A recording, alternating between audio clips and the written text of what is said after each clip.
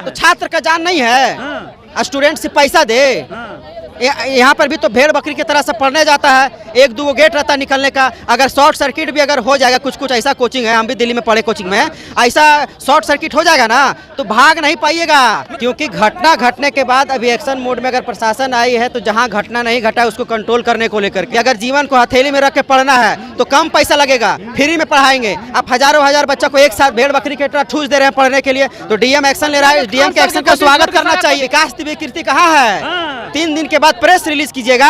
अब जो कभी मीडिया में नहीं आते थे वो लगातार इंटरव्यू दे रहे हैं। बड़ा कोचिंग क्लास का नाम है तो भैया व्यवस्था भी होना चाहिए ना। भैया पानी बेसमेंट भर जा रहा है, बच्चा सब पैसा दे रहा है, आपको फ्री में दे रहा है ना। शिक्षा भी दे रहे हो तो उसको सुविधा भी दो, और नहीं दोगे भैया तो भैया कार्रवाई होगा ही होगा। ठीक है, पैसा से मतलब तो है, तभी तो बिजनेस चल रहा भैया। वरना यहाँ पे पढ़ाई के साथ साथ सुविधा मिलता ना तो आज जो बच्चा मरा है ना नहीं मरता।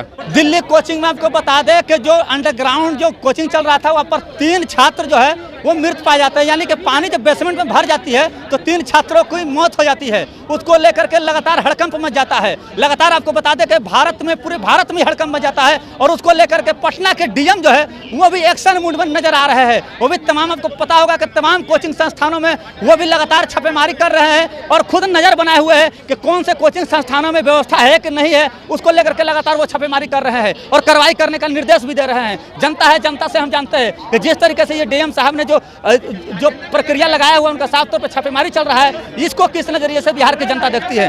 क्या कहिएगा, किस नजरिए से आप लोग देख रहे हैं जो लगातार कोचिंग में छापेमारी चल रही है? देखिए, ये बहुत जरूरी है और इसको बहुत पहले हो जाना चाहिए था। क्योंकि घटना घटने के बाद अभी एक्शन मोड में अगर प्रशासन आई है तो जहां घटना नहीं घटा उसको कंट्रोल करने को लेकर के ही। लेकिन अगर बात करें दिल्ली वाला घटना पे तो इससे मेन स्ट्रीम मीडिया भी बहुत बड़ा जिम्मेदार है। क्योंकि जैसे ये घटना घटी तो उस वक्त राउज आईएएस जो दिल्ली में सबसे टॉप इंग्लिश मीडियम का जो इंस्टीट्यूट है उसमें 1 नंबर पे आता है, खबरें फैलाई गई कि लाइब्रेरी में छात्र पढ़ रहे थे और पानी भर गया और बेसमेंट में नहीं, लाइब्रेरी भी बताया गया, मीडिया, कई मीडिया पे मैंने भी देखा। और 2 दिन के बाद पता चलता है कि ये राउज आईएएस में पढ़ रहे थे बच्चे और वहाँ पे पानी भरा है। और उधर अगर कार्रवाई की बात करें तो कार्रवाई के नाम पे खानापूर्ति हो रहा है। छात्र आज सड़कों पे बैठे हुए हैं और छात्रों की आवाज़ कोई नहीं उठा रहा है। दिल्ली में राजनीति हो रही है। केजरीवाल कह रहे हैं कि ये एलजी का लॉ एंड ऑर्डर था, उधर बीजेपी कह रही है कि ये केजरीवाल के अंदर में है, एमसीडी की लापरवाही है। तो आज दिल्ली हाई कोर्ट ने ज़बरदस्त फटकार लगाया है, एमसीडी को भी लगाया है और वहाँ पे जो सरकार है उसको भी लगाया और कहा कि आप छोटे छोटे जो अधिकारी हैं उसको हटा रहे हैं, उससे अच्छा है कि आप बड़े बड़े अधिकारियों को हटाइए। अब फटकार लगाया है और कहीं ना कहीं पटना के, खास करके पटना के डीएम भी एक्शन मोड में नजर आ रहे हैं। तमाम कई कोचिंग संस्थानों में ताला जड़ दिया है। तो छात्र का जान नहीं है, स्टूडेंट से पैसा दे। यहाँ पर भी तो भेड़ बकरी की तरह से पढ़ने जाता है, एक दो गेट रहता है निकलने का। अगर शॉर्ट सर्किट भी अगर हो जाएगा, कुछ ऐसा कोचिंग है, हम भी दिल्ली में पढ़े कोचिंग में, ऐसा शॉर्ट सर्किट हो जाएगा ना तो भाग नहीं पाइएगा। मतलब पटना में कई ऐसे कोचिंग है कि एंट्री भी वही गए, एग्जिट भी उसी गए। तो वही तो मेन दिक्कत है ना भैया। आप पैसा बचाने के लिए बेसमेंट जमीन के नीचे पढ़ा रहे हैं, फायर का भी कोई सुविधा नहीं है बिहार में। तो जब बेसमेंट में पढ़ा रहे हैं तो वहाँ पे एक नोटिफिकेशन लाइए कि अगर जीवन को हथेली में रख के पढ़ना है तो कम पैसा लगेगा, फ्री में पढ़ाएंगे। आप हजारों हजार बच्चों को एक साथ भेड़ बकरी की तरह ठूस दे रहे हैं पढ़ने के लिए, तो डीएम एक्शन ले रहा है। डीएम के एक्शन का स्वागत करना चाहिए।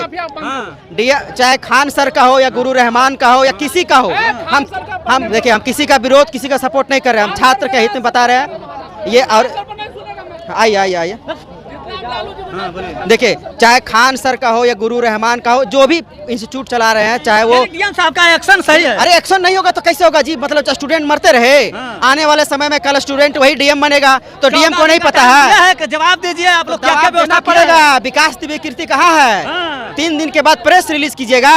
अब जो कभी मीडिया में नहीं आते थे वो लगातार इंटरव्यू दे रहे हैं, उनको पता है कि छात्रों में आक्रोश है और उसके बाद आप जवाबदेही नहीं ले रहे हैं। बेसमेंट को सील कर दिया गया। विकास दिव्य कीर्ति भी बहुत बड़े हस्ती है, यूपीएससी के छात्र उनको भगवान की तरह देखते हैं। हाँ, दृष्टि सील हो गया उसका, बेसमेंट को पता होना चाहिए आपको। सड़क पर भी ताला जड़ दिया गया है।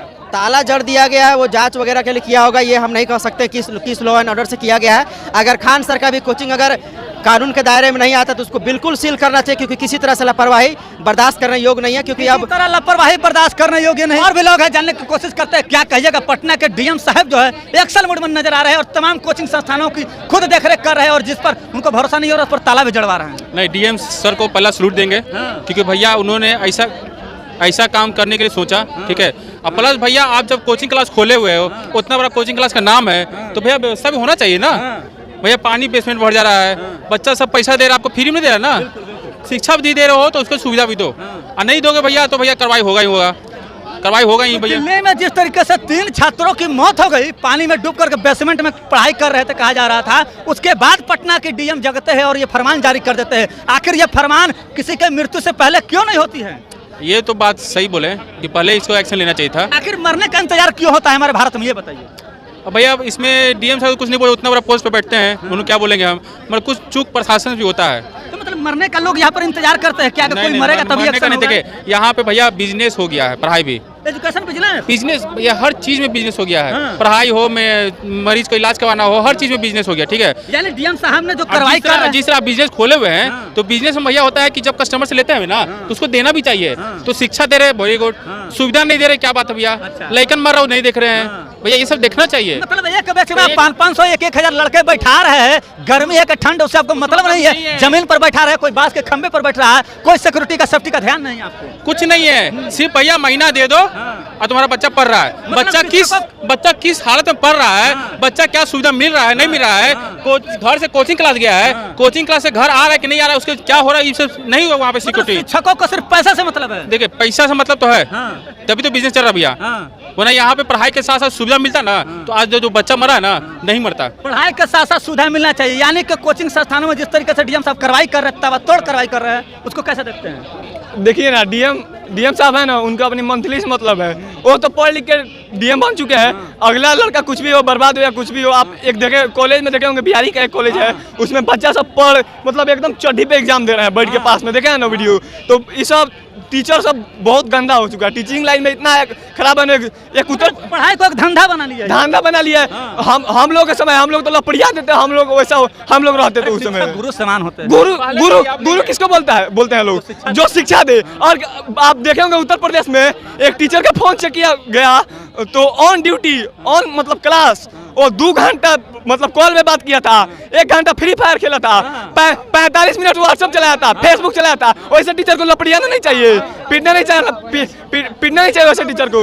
डीएम साहब का तबातोड़ कार्रवाई चल रहा है पटना के तमाम कोचिंग संस्थानों पर, कैसे देखते हैं आप? जिस तरह दिल्ली में घटना हुआ उस तरह का देखा जाए तो डीएम साहब सही कर रहे हैं, ठीक है। और नहीं तो मेरा सवाल ये उठता है कि आखिर मरने का लोग क्यों इंतजार करते हैं, मरने के बाद कानून क्यों बनता है, ये कानून पहले क्यों नहीं बनता है? मरने का लोग इंतजार करते हैं, मतलब कि जब 3 बच्चे यानी 3 छात्र जब मर गए उसके बाद आप कानून लाते हैं कि कोचिंग में ये होना चाहिए वो होना चाहिए। तो मेरा यही कहना है कि ये पहले क्यों नहीं सरकार करती? वो तो सही बात आप कह रहे हैं, मौत किसी का लिखा हुआ है, का मतलब ये है कि मरने का इंतजार सरकार क्यों करती, मरने के बाद ही कानून क्यों बनाती, पहले बना देती तो 3 बच्चे पानी में डूबकर नहीं मरते। ये तो बात सही है। तो दिल्ली पे बात क्यों नहीं करते, इसका जिम्मेवार कौन है? दिल्ली की सरकार है, दिल्ली की सरकार है, दिल्ली की सरकार है ना, आप उस पर सवाल क्यों नहीं उठा रहे? बोल तो रहे, कहाँ भी आप बोल रहे हैं, कहाँ भी उसके बारे में आप कहाँ बोले? अभी भी तो बोल रहे भाई दिल्ली की सरकार दोषी है ना। तो जिस तरह अभी देखिए दिल्ली में घटना हुआ तो बिहार में भी हो रहा है, सरकार बिहार का एक्टिव है, बिहार में भी घटना हो नहीं हो इसको लेकर के डीएम साहब फरमान जारी किए, बिल्कुल सही काम किए हैं, एकदम बिल्कुल सही काम है। और नहीं तो संस्थापकों को बोले कि अपना कोचिंग का मरम्मत करवाए। तो एनओसी देने में इतना टाइम क्यों लगा रहा है, कोचिंग संस्थान का 14 दिन का टाइम चाहिए। वो लोग भी थोड़ा सा कुछ घोटाले नहीं मिलना चाहिए, सही बात है, सही नहीं मिलना चाहिए वो लोग को, ज्यादा से ज्यादा 2 दिन के अंदर उन लोग को देना चाहिए बस। मतलब आपको क्या लग रहा है कि पैसा वैसा देकर खाना पूर्ति करना चाह रहे क्या ये लोग?